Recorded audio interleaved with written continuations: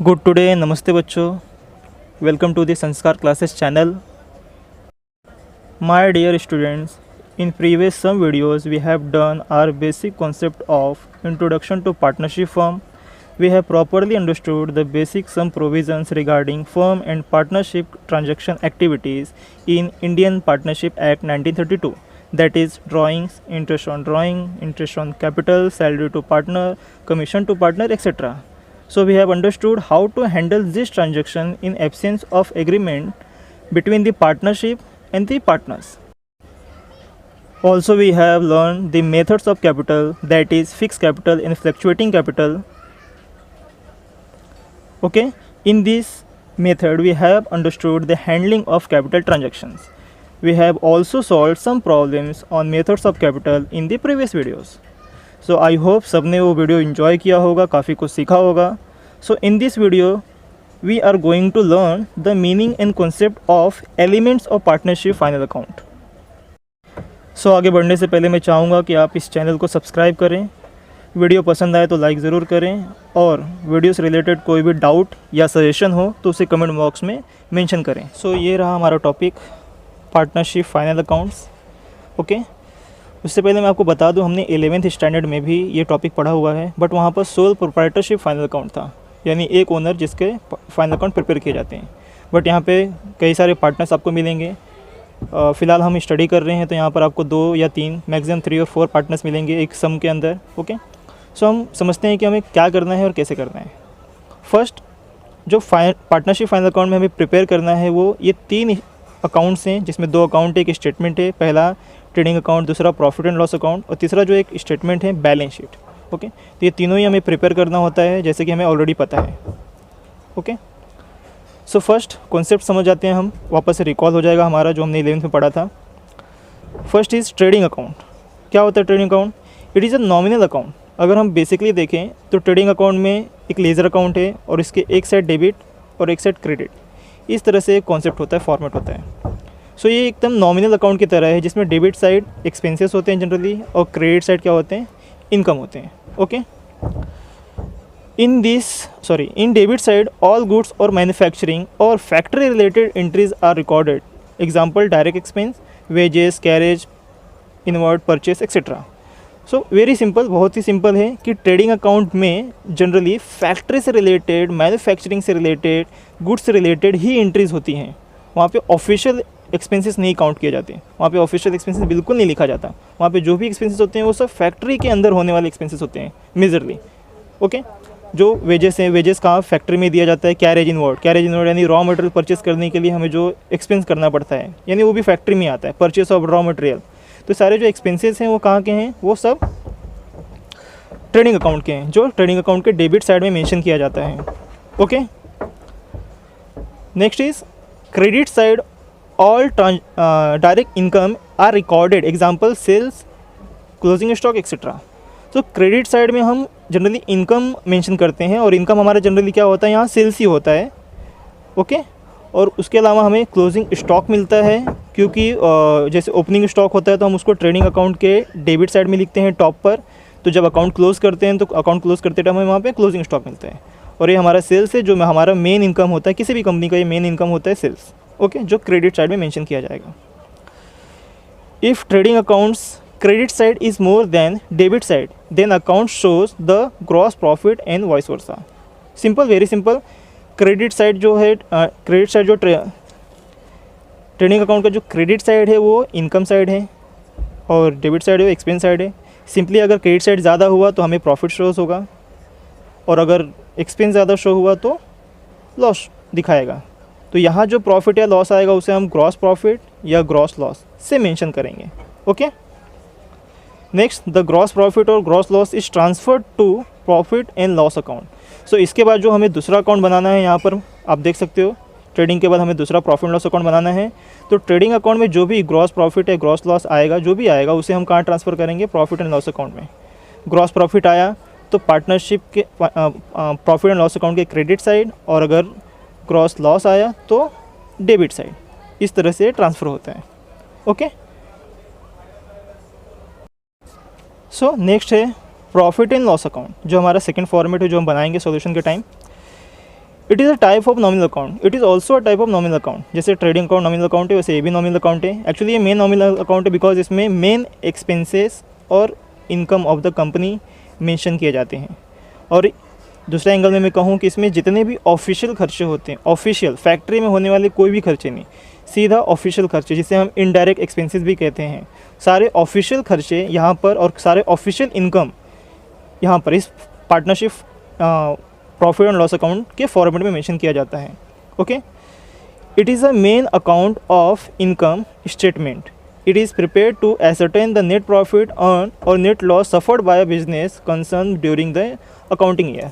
ये जो स्टेटमेंट लिखा है, it is a main account of income statements. Yes really, क्योंकि ये प्रॉफिट एंड लॉस अकाउंट इस तरह का फॉर्मेट है कि इसमें हमें पता चल जाता है एग्जैक्टली कि कंपनी को कितना प्रॉफिट हुआ और कितना लॉस हुआ है, राइट। इसमें भी हम क्रेडिट साइड में इनकम की एंट्री करते हैं और डेबिट साइड में सारे एक्सपेंसेस की एंट्री करते हैं। जितने एक्सपेंसेस होंगे सबकी एंट्री डेबिट साइड में और जितने भी इनकम होंगे सबकी एंट्री क्रेडिट साइड में। ओके, जिससे हमें नेट प्रॉफिट या नेट लॉस यानी कंपनी का एक्चुअल लॉस या एक्चुअल प्रॉफिट जो भी होता है वो पता चल जाता है कि उस अकाउंटिंग ईयर में क्या हुआ है। All indirect expenses are recorded to the debit side. जैसे मैंने कहा कि डेबिट साइड में ही सारे एक्सपेंसेस रिकॉर्ड होते हैं। Next, all indirect income are to be recorded to the credit side of this account. और प्रॉफिट एंड लॉस अकाउंट के क्रेडिट साइड में जितने भी इनकम होते हैं, जितने भी इनकम हो गए ऑफिशियल इनकम, सारे इनकम सेल को छोड़कर बाकी सारे इनकम यहाँ पे मेंशन किए जाएंगे क्रेडिट साइड में। The credit balance of this account shows the net profit which is to be transferred to capital account and credit side added to the in capital. Okay, so यहाँ पर simple सी बात है, अगर income side ज़्यादा यानी credit side ज़्यादा है तो क्रेडिट बैलेंस बन जाएगा और हमें क्या हो जाएगा, नेट प्रॉफिट। ओके, और अगर एक्सपेंस साइड ज़्यादा हो गया तो ये हो गया डेबिट बैलेंस, जिससे हमें क्या मिलेगा, नेट लॉस। तो जो भी कुछ आएगा वो कहाँ जाएगा, वो जाएगा पार्टनरशिप कैपिटल अकाउंट के अंदर। अगर प्रॉफिट हुआ तो पार्टनरशिप कैपिटल अकाउंट के क्रेडिट साइड में जाएगा या फिर कैपिटल में हम ऐड कर देंगे, या अगर नेट लॉस हुआ तो हम पार्टनरशिप कैपिटल अकाउंट के डेबिट साइड में लिखेंगे या फिर उसमें से माइनस कर देंगे कैपिटल में से। Okay, so next and last, balance sheet. It is a statement showing financial position of the firm on a particular day. Yes, ये एक टाइप का स्टेटमेंट होता है जिसमें हमें पता चल जाता है कि कंपनी के नेटवर्थ क्या है, कंपनी में कितने एसेट्स हैं, कितने लायबिलिटी हैं, कंपनी किस पोजीशन पे स्टैंड कर रही है, कंपनी कितना रन कर सकती है। एनालिसिस करने के लिए बहुत बेनिफिशियल होता है, बहुत सारी चीज़ें होती हैं। All liabilities are recorded to its left hand side whereas assets are recorded to its right hand side. Yes, यहाँ पे भी जो फॉर्मेट बनता है इसी तरह से बनता है। लेफ्ट हैंड साइड में यहाँ पे लायबिलिटीज़ होती है, ओके, और यहाँ पर राइट हैंड साइड में एसेट्स होते हैं। सारे लायबिलिटीज़ यहाँ पे मेंशन की जाती है, सारे एसेट्स यहाँ मेंशन किए जाते हैं। Okay, balance sheet is not an account. Yes, ये अकाउंट नहीं है, ये लेजर अकाउंट नहीं, किसी टाइप का अकाउंट नहीं है ये, but A statement showing the financial position of a firm as a given date in the form of assets and liability। yes, यहाँ पे liabilities देख के हम एनालिसिस कर सकते हैं कि कंपनी में शेयर्स कितने हैं, कंपनी में कैपिटल कितना है, कंपनी में क्रेडिटर्स कितने हैं, कंपनी में लोन कितना है, एक्सेट्रा। वैसे ही सेम हम असेट्स देख सकते हैं कि हमारे असेट्स जो हैं वो किस किस टाइप में हैं, फिक्स असेट्स कितने हैं, करंट असेट्स कितने हैं, कैश कितना है, यस, या मैंने किसी को लोन दिया है तो वो कितना है, bills receivable, bills payable, debtors, everything, कि मतलब क्या कितने असेट्स हैं, कितने लायबिलिटीज़, हमें exactly position of the company यहाँ मालूम पड़ती है किसके अंदर, बैलेंस शीट में। ओके, तो चलो आगे बढ़ते हैं एडजस्टमेंट की तरफ। ये हेडिंग होगा, यहाँ पे ईयर लिखा जाएगा जो भी ईयर एंडेड है, लाइक 31 मार्च 2011, 12, 13 जो भी रहेगा, ठीक है। So left hand side is debit side and right hand side is credit side. जैसा हमने अभी पीछे डिस्कस किया कि ट्रेडिंग अकाउंट एक नॉमिनल अकाउंट होता है, सो उसके डेबिट साइड में सारे एक्सपेंसेस और क्रेडिट साइड में ऑलमोस्ट इनकम, और जैसे मैंने कहा स्टॉक और गुड्स की एंट्रियाँ वहाँ पे की जाती हैं। ओके, तो एक एक करके फटाफट समझने की कोशिश करते हैं। जैसे यहाँ पर सबसे पहले है टू ओपनिंग स्टॉक। ओके, तो जनरली ये ओपनिंग स्टॉक हमेशा यहाँ पर टॉप पर ही लिखा जाता है, उसके बाद ही उसमें परचेस, रिटर्न एंड बाकी सारी चीज़ें वहाँ पे लिखी जाती हैं। फिर नेक्स्ट टू परचेसेस, जो भी रॉ मटेरियल हमने परचेस किया है उसकी एंट्री यहाँ करेंगे, ये भी एक टाइप का एक्सपेंस है। उसमें से हम जो भी रिटर्न किया है, मे बी गुड्स डैमेज है या एक्सेस आया है, तो हम उसमें से क्या करेंगे, माइनस कर देंगे। तो इनर कॉलम, ये दो कॉलम है जिसमें एक इनर कॉलम है और एक आउटर कॉलम है। इनर कॉलम में हम प्लस माइनस की एक्टिविटीज़ करते हैं और फाइनल अमाउंट हमेशा आउटर कॉलम में लिखते हैं। ओके, सो जो भी परचेस आ रहेगा उसमें से रिटर्न माइनस करेंगे, माइनस करके हमारा नेट परचेस हम यहाँ पे मेंशन करेंगे। देन कैरेज इनवर्ड, ओके, ये भी एक टाइप का एक्सपेंस है जो रॉ मटेरियल लाने के लिए हमें देना पड़ता है। फ्रेट, ये भी एक टाइप का ट्रैवलिंग एक्सपेंस है। Dock charges, okay, maybe import export के प्रोसेस में सब चार्जेस आते हैं। अगर मैं कोई चीज़ इंपोर्ट कर रहा हूँ तो वहाँ पर ये चीज़ देनी पड़ेगी मुझे। सेम कस्टम क्लियरेंस के लिए custom duty, custom tax. Productive wages, productive wages इसलिए लिखा गया है कि जो डायरेक्ट प्रोडक्ट पे खर्चा किया जाता है, मींस प्रोडक्शन के टाइम होने वाले लेबर चार्जेस को हम लोग प्रोडक्टिव वेजेस कहेंगे। सेम कभी कभी क्वेश्चन में वेजेस एंड सैलरी आ सकता है, तो वेजेस में भी आगे लिखा है तो आप वेजेस एंड सैलरी यहाँ पर ट्रेडिंग अकाउंट में लिखेंगे। Then import duty, product raw material मंगाने के लिए दिया गया tax. To coal, gas, motive power, oil, water, grease, ये सब मशीनरीज के पार्ट हैं। मशीनरीज मशीन में होने वाली यूज़ होने वाले एक्सपेंस है, okay. To royalty on production, to royalty on production, so maybe मैं रॉयल्टी पे कर रहा हूँ किसी प्रोडक्शन पे, तो उसको यहाँ लिखना है। Primary packing charges, primary packing charges means ये जो फैक्ट्री के अंदर ही होता है, प्रोडक्ट बनने के बाद फैक्ट्री के अंदर ही पैक किया जाता है, तो उसे प्राइमरी पैकिंग चार्जेस बोलते हैं, और वो यहाँ ट्रेडिंग अकाउंट में ही आएगा। मैंने कहा था यहाँ पर फैक्ट्री रिलेटेड जितने एक्सपेंस होते हैं, फैक्ट्री में होने वाले, प्लीज़ मैं वापस रिपीट कर रहा हूँ, फैक्ट्री में होने वाले खर्चे, मैन्युफैक्चरिंग और फैक्ट्री रिलेटेड, वो सारे एक्सपेंसेस यहाँ पे लिखे जाते हैं जो डायरेक्ट प्रोडक्ट के ऊपर किया जाता है, इसलिए उसको डायरेक्ट एक्सपेंस भी बोलते हैं। देन उसके बाद factory lighting and heating, factory में जो भी लाइटिंग और हीटिंग यूज़ होगा वो। Factory rent and rates, factory का रेंट होगा, फैक्ट्री का रेंट तो यहाँ पे डालेंगे, नॉर्मल रेट रहेगा तो प्रॉफिट एंड लॉस में। फैक्ट्री इंश्योरेंस, मैं अगर फैक्ट्री का इंश्योरेंस प्रीमियम पे कर रहा हूँ तो उसके लिए ये यहाँ पर एंट्री होंगी। देन उसके बाद है works manager salary, works manager यानी कि जो प्रोडक्शन में मैनेजर होता है, प्रोडक्शन के टाइम मैनेजर होता है, प्रोडक्शन डिपार्टमेंट जो मैनेजर होता है उसकी सैलरी, तो उसकी सैलरी यहाँ मेंशन की जाएगी। And then to gross profit, अगर हमें प्रॉफिट हुआ तो यहाँ मेंशन करेंगे, okay. Same as credit side, as you can see, सबसे पहले लिखा है by sales, why, because sales ये इनकम है और वो क्रेडिट साइड में जाएगा बिकॉज ये इनकम साइड है। उसमें से लेस रिटर्न, अगर मैंने कुछ सेल्स किया है, मे बी वहाँ से वापस उसमें से कुछ रिटर्न आया तो मैं माइनस कर दूंगा, इनर कॉलम में कैलकुलेट करके, आउटर कॉलम में main amount. By goods loss by fire, अगर गुड्स किसी भी तरह से जल जाता है, प्रॉब्लम क्रिएट होती है, तो उसकी एंट्री यहाँ पर। By goods loss by theft, goods distributed as free sample, goods lost in accident, goods withdrawn by partner. तो अगर मैं आपको थोड़ा ध्यान देने बोलूँ तो यहाँ पे नज़र आ रहा है कि गुड्स किसी भी वजह से, चाहे फायर, थेप, चोरी हो गया, फ्री में बांट दिया मैंने, एक्सीडेंट में ख़राब हो गया, या पार्टनर ले गए, गुड्स किसी भी वजह से कम हो रहा है, किसी भी वजह से, मे बी बिजनेस से कमी हो रहा है, अगर ये सब चीज़ें हो रही हैं तो नुकसान हो रहा है हमारा, तो एक एंट्री यहाँ पर ट्रेडिंग अकाउंट के क्रेडिट साइड में एक एंट्री आनी ही आनी है।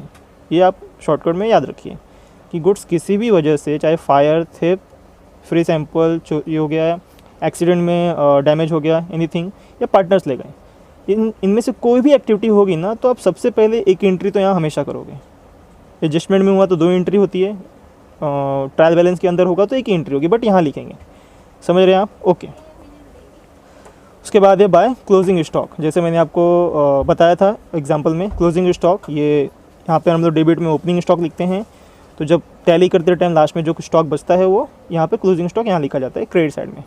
And normally by gross loss, अगर एक्सपेंस साइड ज़्यादा निकला और इनकम साइड कम निकला तो सिंपल सी बात लॉस होगा, लेकिन अगर इनकम साइड ज़्यादा निकला, एक्सपेंस साइड कम निकला तो प्रॉफिट होगा, ओके। आगे चलते हैं प्रॉफिट एंड लॉस अकाउंट के फॉर्मेट पे। सो ये रहा प्रॉफिट एंड लॉस अकाउंट का format, same as trading account, क्योंकि ये भी एक नॉमिनल अकाउंट है, नॉमिनल अकाउंट जैसा फॉर्मेट है, नॉमिनल अकाउंट का टाइप है, जिसमें एक साइड डेबिट है, एक साइड क्रेडिट है। Debit side all expenses and losses, debit side all expenses and losses, credit side all income and profits, जितने भी टाइप के प्रॉफिट होंगे या इनकम होंगे उनका एक इफेक्ट यहाँ पर, और जितने भी टाइप के एक्सपेंस होंगे या लॉस होंगे उसका एक इफेक्ट यहाँ पर। प्रॉफिट एंड लॉस में मैंने आपको बोला ऑफिशियल एक्सपेंस, फैक्ट्री रिलेटेड नहीं, गुड्स पे रिलेटेड नहीं, गुड्स से रिलेटेड और नॉर्मली कोई एंट्री यहाँ नहीं आती है, जनरली ऑफिशियल लेवल पर, और या लॉस हुआ है किसी टाइप का तो expenses, official expenses and any type of loss, कोई भी लॉस हुआ तो उसकी एंट्री यहाँ होती है, ठीक है। और ऑफिशियल इनकम और किसी भी टाइप का प्रॉफिट हुआ या गेन हुआ तो उसकी एंट्री यहाँ पे होगी क्रेडिट साइड में, ओके। इतना ध्यान रखेंगे तो भी चलेगा। तो यहाँ पे देख लेते हैं जैसे क्या क्या है। टू सैलरीज, एम्प्लॉयज़ को देने वाली सैलरी, सैलरी एंड वेजेस, अगर सैलरी आगे लिखा है तो यहाँ पे मेंशन करना है। To rates and rent and rates, maybe office rent pay है, ठीक है, तो उसका यहाँ पे एंट्री होगा। टू इंश्योरेंस, नॉर्मल इंश्योरेंस, मैंने कहा फैक्ट्री इंश्योरेंस लिखा रहेगा तो फैक्ट्री में यानी ट्रेडिंग अकाउंट में, बट नॉर्मल इंश्योरेंस लिखा है तो प्रॉफिट लॉस अकाउंट में। To electricity and lighting, electricity या लाइटिंग लिखा है तो यहाँ पर टू टेलीफोन चार्जेस या postage, to printing and stationery, to audit fees, to travelling expense. Okay, ये सब क्या है, ऑफिशियल एक्सपेंसेस है, नॉर्मल एक्सपेंसेस जो होते हैं। प्रिंटिंग एंड स्टेशनरी, फाइल वगैरह, pen pencil. Okay, to travelling expense. Okay, to depreciation on assets, depreciation में भी सबको पता है, depreciation reduction in the value of assets, किसी भी असेट्स की वैल्यू कम होती है तो उसको एक लॉस के जैसा माना जाता है। ये भी एक टाइप का लॉस है जिसकी एंट्री यहाँ पर प्रॉफिट लॉस में डेबिट साइड करेंगे। Any type of repair, renewals and maintenance, कोई भी रिपेयर, रिन्यूअल एंड मेंटेनेंस किया गया है तो ये क्या हो गया, एक्सपेंस हो गया, तो इसकी एंट्री भी एक यहाँ पर प्रॉफिट लॉस के डेबिट में। To sundry expenses, sundry means कोई भी छोटे मोटे एक्सपेंसेस टोटल करके जो एक्सपेंसेस निकलेंगे वो सन्ड्री एक्सपेंस। टू कन्वेंस, एक टाइप का एक ट्रैवलिंग एक्सपेंस है। Okay, to loss by fire theft accident, goods की बात हो रही है जो हम लोगों ने पीछे ट्रेडिंग अकाउंट में देखा था सेम यहाँ पे, क्योंकि वो लॉस है इसके लिए दूसरी एंट्री यहाँ पे जाती है। टू एक्सपोर्ट ड्यूटी, हम लोगों ने ट्रेडिंग अकाउंट में इंपोर्ट ड्यूटी पढ़ा था, यहाँ पे एक्सपोर्ट ड्यूटी, जब गुड्स सेल करेंगे out of country, out of state, यानी बाहर कहीं हम लोग, तो उसके लिए एक्सपोर्ट ड्यूटी पे करनी पड़ती है जिसकी एंट्री यहाँ पे होगी। उसके बाद है advertisement. Okay, so normal. To discount allowed, मैंने किसी को, कंपनी ने किसी को डिस्काउंट दिया तो उसकी एंट्री यहाँ पे, बिकॉज कंपनी डिस्काउंट देगी मतलब अपना नुकसान कर रही है। To bad debt, bad debt means जो पैसा डूब जाता है, जनरली ये डेटर्स पे काउंट होता है, जो पैसे डूब जाते हैं या जो पैसे नहीं मिलते हैं हमें, जिनसे उधारी बाकी है, जिनको मैंने क्रेडिट में गुड्स सोल्ड किया था वहाँ से नहीं मिला, तो ये बैड डेप बोलते हैं। और बैड डेप यानी लॉस, लॉस की एंट्री यहाँ पर प्रॉफिट लॉस के डेबिट में। Normally general expenses, legal charges, bank charges, secondary packing charges. Factory में जो पैकिंग होती है वो प्राइमरी पैकिंग चार्जेस थी, लेकिन फैक्ट्री के बाद जब वेयर हाउस में आता है, वेयर हाउस में पैक होता है, या फिर हम लोग कह सकते हैं डॉकयार्ड पे होती है पैकिंग, तब उसको बोलते हैं सेकेंडरी पैकिंग चार्जेस, तो उसकी एंट्री यहाँ पर प्रॉफिट लॉस के डेबिट में। To loss on sale of fixed assets, कोई असेट्स बेचने पे मुझे लॉस हो गया, मे बी जिस दिन मैंने बेचा उसकी असेट्स की वैल्यू कुछ और थी, पर मैंने उस वैल्यू से अंडर में बेच दिया उसको, उस वैल्यू से कम में बेच दिया, तो मुझे लॉस हो गया, तो लॉस की एंट्री यहाँ पर। ठीक है, और अगर एक्सपेंस साइड कम निकला, इनकम साइड ज़्यादा निकला, तो जो भी आएगा नेट प्रॉफिट। नेट प्रॉफिट कहाँ ट्रांसफर होगा, या तो कैपिटल अकाउंट में या तो करंट अकाउंट में। फ्लक्चुएटिंग कैपिटल होगा तो करंट अकाउंट में, और फिक्स कैपिटल होगा तो करंट अकाउंट में, और फ्लक्चुएटिंग होगा तो कैपिटल अकाउंट में। Okay, next credit side, as you can see by gross profit brought down, means जो ट्रेडिंग अकाउंट में प्रॉफिट लॉस ग्रॉस प्रॉफिट आएगा उसे यहाँ ट्रांसफ़र करना है, और ग्रॉस लॉस आया तो उसे डेबिट साइड में ट्रांसफ़र करना है। अब देख सकते हैं यहाँ पे इनकम ही इनकम है सारे, commission received, discount received, interest received, dividend received, rent received, sundry receipts, ये सारे इनकम है, मतलब ये सब रिसीव हो रहे हैं। जो भी इनकम रिसीव होंगे सब के सब कहाँ जाएंगे, प्रॉफिट लॉस के क्रेडिट में। Profit on sale of assets, जैसे यहाँ पे डेबिट साइड में था loss on sale of assets, ये हमने देखा था, राइट। वैसे ही अगर प्रॉफिट हुआ किसी असेट्स को बेचने के बाद तो उसकी एंट्री क्रेडिट साइड में यहाँ पर, बिकॉज ये इनकम और प्रॉफिट का कॉलम है। एंड लास्ट में नेट लॉस हुआ तो वो ट्रांसफ़र होगा, यहाँ पे एंट्री होगी और वो ट्रांसफ़र होगा पार्टनर्स कैपिटल या करंट अकाउंट में। ओके, तो अब चलते हैं बैलेंस शीट के फॉर्मेट पे। सो ये रहा बैलेंस शीट का फॉर्मेट, और इसे समझना बहुत ही सिंपल है, क्योंकि इसके लेफ्ट हैंड साइड में लायबिलिटीज़ का कॉलम होता है और राइट हैंड साइड में एसेट्स का। लायबिलिटीज़ यानी कि जो पेएबल है, सारे अमाउंट, जो कंपनी के अमाउंट नहीं हो किसी और के हैं, वो सारे अमाउंट यहाँ पे लिखे जाते हैं अलग अलग कैटेगरीज़ में। एंड यहाँ पर एसेट्स हैं, जो यहाँ पे अमाउंट मिले हैं वो सारे अमाउंट को कन्वर्ट करके जो भी प्रॉपर्टीज़ बने हुए हैं सारे इसकी एंट्री यहाँ पे होती है एसेट्स की। सो एक बार देख लेते हैं। जैसे यहाँ पे सबसे पहले लिखेंगे कैपिटल अकाउंट, जो भी जितने भी पार्टनर हो, ABCD एनीथिंग, जितने भी होंगे उनके कैपिटल अकाउंट यहाँ लिखे जाएंगे। पार्टनर्स करंट अकाउंट, अगर क्रेडिट बैलेंस है तो यहाँ पर, अगर डेबिट बैलेंस निकला तो यहाँ पे एसेट्स में लिखा जाएगा। जनरल रिजर्व, पार्टनर्स ने प्रॉफिट में से हर साल जो भी जनरल रिजर्व बचाया होगा उसकी एंट्री यहाँ पे होगी। प्रॉफिट हुआ तो उसकी एंट्री यहाँ होगी profit loss account. Loan on mortgage, loan लिया, नॉर्मल लोन, होम लोन या bank loan, loan from partners, ठीक है, ये सब लोन है, किसी भी टाइप का लोन हो उसकी एंट्री यहाँ पे पार्टनर बैलेंस शीट के लायबिलिटी साइड। बिल्स पेएबल, ठीक है, ये ऐसे बिल होते हैं जिनका पेमेंट करना है क्रेडिट परचेज के ऊपर। बैंक ओवरड्राफ्ट, बैंक से मैंने ओवरड्राफ्ट लिया है तो उसकी एंट्री यहाँ पे। सन्ड्री क्रेडिटर्स, मैंने क्रेडिट में परचेज़ किए हैं तो मेरे क्रेडिटर्स हैं उनको पैसा पे करना है। हाँ, उसमें कुछ एडजस्टमेंट हुआ किसी टाइप का तो एडजस्टमेंट हम करेंगे। सेम यहाँ पे प्रोविज़न फॉर डिस्काउंट लिखा है, अगर किसी टाइप का डिस्काउंट क्रेडिटर पे मिल रहा है तो वो हम माइनस करेंगे। आउटस्टैंडिंग एक्सपेंसेस, आउटस्टैंडिंग मीन्स जो एक्सपेंसेस मुझे पे करने हैं बट मैंने अभी तक पे नहीं किया है, मतलब जिसका ड्यू डेट आके चला गया है बट मैंने पे नहीं किया है, तो मेरे सर पे एक टाइप का कर्ज हो गया, लायबिलिटी हो गई। उसके लिए इसकी एक एंट्री हमेशा यहाँ पे होती है, किसमें, liability side. Income received in advance, ऐसा इनकम जिसको मैंने एडवांस में ले लिया है, मीन्स अभी ड्यू डेट आया नहीं है फिर भी मैंने ले लिया एक्सेस, एक्स्ट्रा, तो ये भी मैं लायबल होता हूँ कि जिस चीज़ के लिए मैंने वो अमाउंट लिया है वो काम करके देना पड़ेगा। तो जब तक वो काम नहीं होता तब तक वो पैसा मेरा नहीं है, ओके, वो मेरे पास एडवांस पड़ा है, इसके लिए उसकी एंट्री लायबिलिटी साइड में होती है। And same provision for taxes, government को दिया जाने वाला टैक्स, उसके लिए जो प्रोविज़न करेंगे वो भी लायबिलिटी साइड, ओके। सो अब आते हैं असेट साइड। असेट साइड सबसे पहले देखो गुडविल लिखा है, ये इंटेंजिबल एसेट्स है, मे बी 11th में पढ़ा होगा आपने, तो इसको एंट्री यहाँ पे करेंगे एसेट्स में। लैंड एंड बिल्डिंग, किसी टाइप का डिप्रिशिएशन है तो लेस करेंगे, इनर कॉलम में, आउटर कॉलम में amount. Plant and machinery same, depreciation minus. Furniture and fixture assets, depreciation minus. Equipments, छोटे मोटे इक्विपमेंट्स होते हैं वो सब, उसमें से माइनस डिप्रिशिएशन। डिलीवरी या मोटर वैन, किसी टाइप का गाड़ी है जिसमें डिलीवरी करता हूँ या बिजनेस में यूज़ कर रहा हूँ तो वो वैन और उसमें से डिप्रिशिएशन, ओके। उसके बाद है लीज होल्ड या फ्री होल्ड प्रेमाइसेस, मैंने लीज पे कोई प्रेमाइसेस लैंड या कुछ भी लिया हुआ है तो उसकी एंट्री यहाँ पे, उसमें जो डिप्रिशिएशन आएगा वो माइनस करूँगा। पैटेंट, सबको मालूम है पैटेंट जो कंपनी का पर्सनल डिज़ाइन, लोगो जो भी कुछ होता है उसकी एंट्री यहाँ पे वो एसेट्स होता है। लूज टूल्स, नॉर्मल छोटे मोटे टूल्स, उसकी एंट्री यहाँ पर एसेट्स है। इन्वेस्टमेंट, किसी टाइप का मैंने इन्वेस्टमेंट किया है किसी कंपनी में दूसरी जगह तो वो एसेट्स हो गया मेरा यहाँ पर। प्रीपेड एक्सपेंसेस, जिस तरह आप देख सकते हो यहाँ पे आउटस्टैंडिंग एक्सपेंस था, आउटस्टैंडिंग यानी जो एक्सपेंस देना बाकी है, ओके, मुझे देना तो है बट मैंने अभी तक नहीं दिया है, ऐसा, यानी ड्यू डेट आके चला गया है। यहाँ पर है प्रीपेड एक्सपेंस, जिसका ड्यू डेट आया नहीं था, देना तो है मुझे, एक्सपेंस है बट ड्यू डेट नहीं आया था फिर भी मैंने पहले से पे कर दिया, जैसे मैंने 2 साल का एडवर्टाइजमेंट पे कर दिया, तो यानी मैंने 1 साल का एक्सेस पे किया है, तो 1 साल का पैसा एक्स्ट्रा जो है वो कंपनी का किसी उस एडवर्टाइजमेंट कंपनी के पास पड़ा हुआ है, यानी मैंने ज़्यादा पे कर दिया, तो मेरे उसकी एक एंट्री हमेशा कहाँ जाएगी, असेट्स में जाएगी, बिकॉज मैंने एक्सेस पे किया है।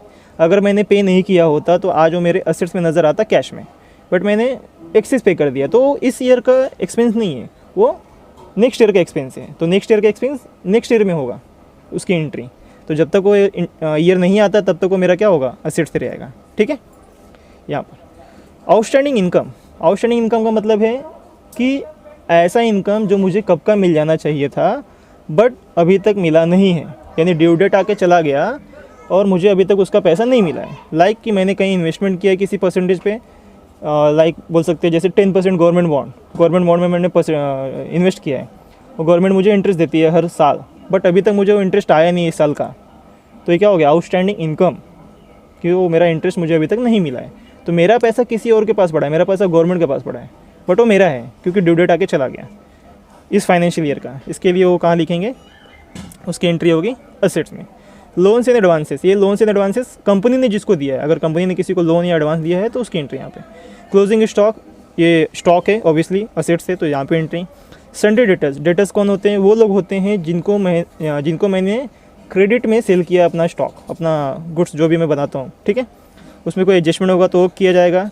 बैड डेट, जो पैसे डूब जाते हैं, बहुत सारे लोग ऐसे होते हैं बिजनेस में जो छोटे मोटे अमाउंट नहीं देते हैं या फिर आनाकानी करते हैं और नहीं देते पैसे, तो पैसे डूब जाते हैं, किसी टाइप का लॉस होगा पैसे का तो उसकी एंट्री यहाँ पर इसमें से माइनस करेंगे।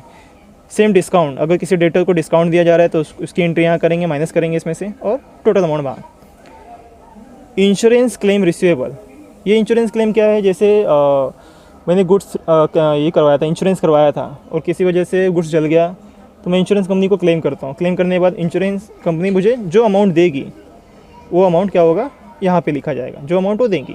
होता है ऐसे कभी कभी, हमने पीछे फॉर्मेट में पढ़ा, गुड्स डिस्ट्रॉयड बाय फायर, तो अगर वो इंश्योर्ड गुड्स हुआ तो इंश्योरेंस कंपनी क्लेम करके देगी और क्लेम करने का जो अमाउंट मिलने वाला रहेगा वो यहाँ पे एंट्री होगी। सेम एज बिल्स रिसीवेबल, जैसे यहाँ पे बिल्स पेबल था, कहाँ था, यस यहाँ पे बिल्स पेबल था। बिल्स पेबल क्या, जैसे बिल जिनके पैसे देने हैं, बिल्स रिसीवेबल है यहाँ पर, यानी ऐसे बिल जिनके पैसे लेने, जिनको मैंने क्रेडिट में सेल किया उनके लिए बिल प्रिपेयर किया है तो बिल का पैसा।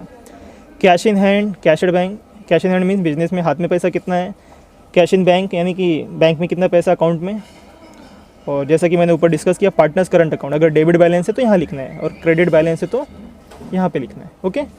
So this was the simple format और मुझे लगता है सबको समझ में आया, क्योंकि ये बहुत ज़्यादा हार्ड नहीं है, बस कॉन्सेप्ट याद रखना है कि कौन सी चीज़ कहाँ लिखनी है, किस कॉलम की क्या वैल्यू है, डेबिट साइड क्या है, क्रेडिट साइड क्या है, नॉमिनल अकाउंट क्या है, ठीक है, तो हो जाएगा।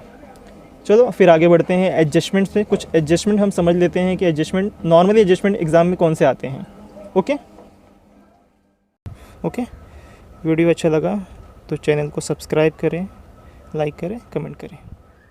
Thank you.